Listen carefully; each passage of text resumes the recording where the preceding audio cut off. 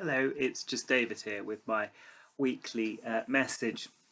My weekly message, I suppose, this week is going to be a bit, perhaps a bit sobering in some ways, though not unexpected, but with also a bit of advice if I'm able to give it. And that is, I think we've noticed, well, increasingly over the last couple of years, and it's been much in the news, that there are a lot of people struggling at the moment. Lots of people who have difficulties because of COVID. Some of them just sort of also with the presence of economic situations of lack of money and resources. We know there's a great demand for food banks, etc. And also, I think enormous amount of sort of mental health difficulties and emotional and spiritual difficulties.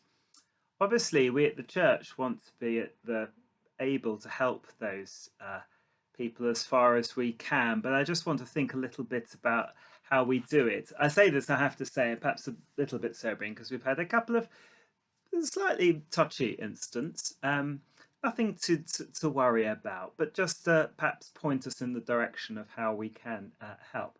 Firstly, our churches are always open. Nearly all of them in the team are open. Sometimes we have to say, well, they're open by volunteers.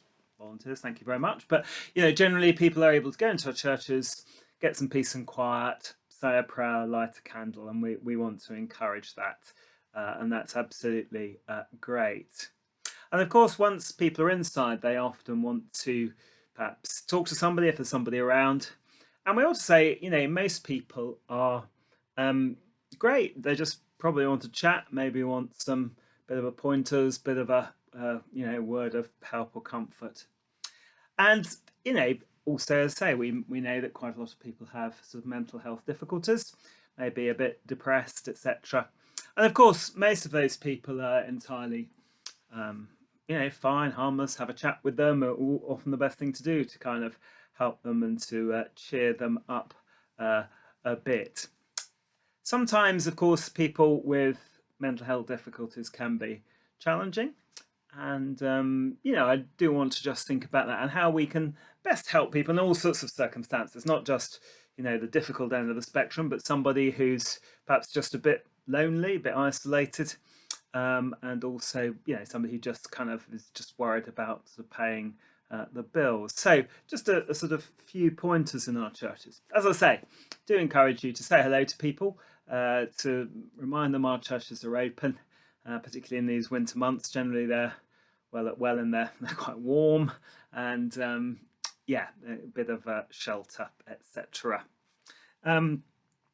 Also, if they are short of food, point them towards Codicot Food Bank. Now, we do collect for these in quite a few of our churches, so you may find there's food around, sort of normally in the porch or on a table or something. I mean, if it's there, then and they're obviously in need of food, then they can just take it. They don't need to kind of go to Codicot Food Bank to apply, as it were. But if there isn't any around the church that you can obviously give them, then do just tell them Codicot Food Bank is the one to look for.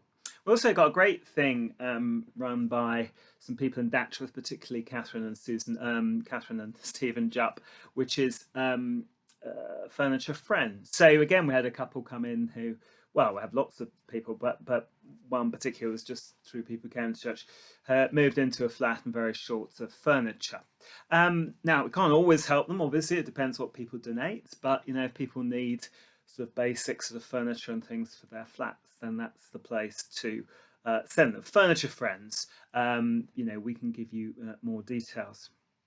Again, people may be worried then about one of the other necessities of life is clothing and things. And if you're there again in Welland, then remind you the Danesby charity shop is opposite, and they will help people out either by having good second-hand clothes available at a reasonable rate, or if they're really hard up, I'm sure we'll be able to sort them out for some clothes for free. So really, in terms of sort of food, furniture, and clothes, we can probably help people. And there may be other ways we can help people, but again, those may be a bit more involved.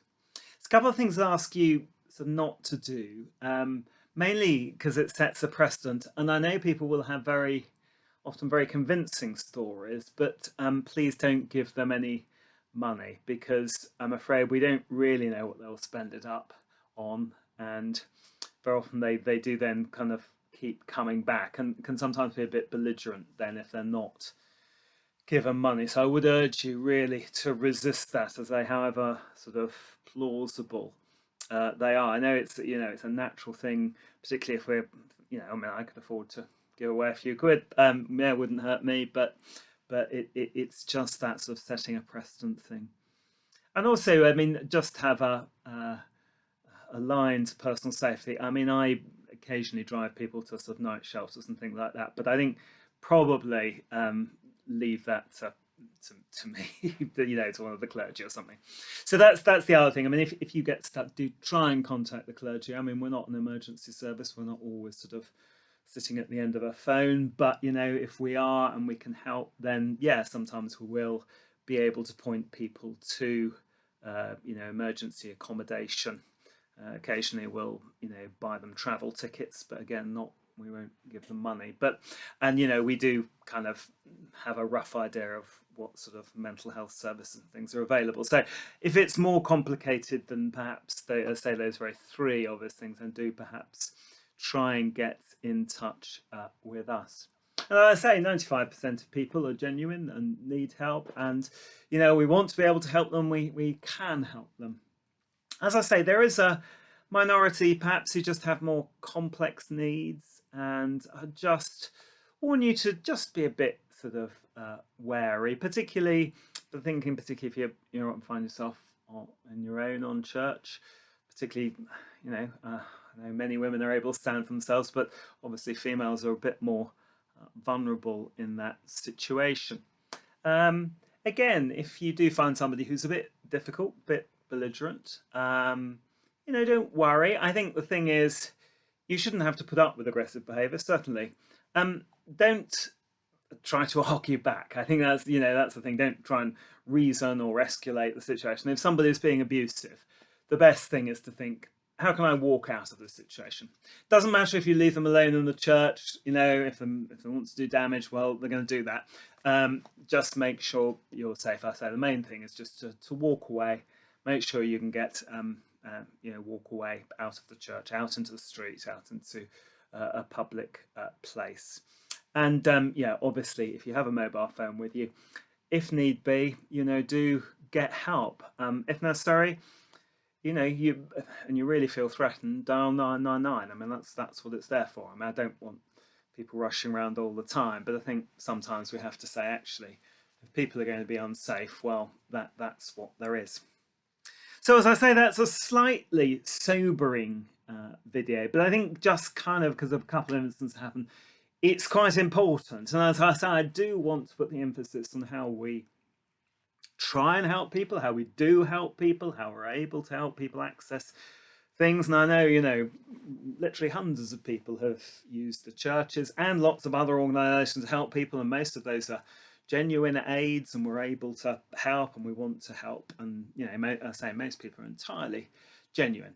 As I say, just beware of the one or two situations where perhaps it's a little less straightforward, and just keep your own sort of safety in mind. But I don't want to scare people off, because I think generally most people we meet are fine. Somebody says to me, come down to church and talk to somebody, I'm always willing. I don't sort of not particularly worried, and I say sometimes we can help, sometimes we can't, but we do our best. So I say thank you for that. A bit sobering, but I thought just worth saying at this point. And as I say, although it's about keeping safe, the main thing is actually to keep in mind, how can we help genuinely? What can we do? What are the things that would best help people who, as we know, sadly at the moment are having really tough choices about how to get the basic necessities of life? And the answer is to those things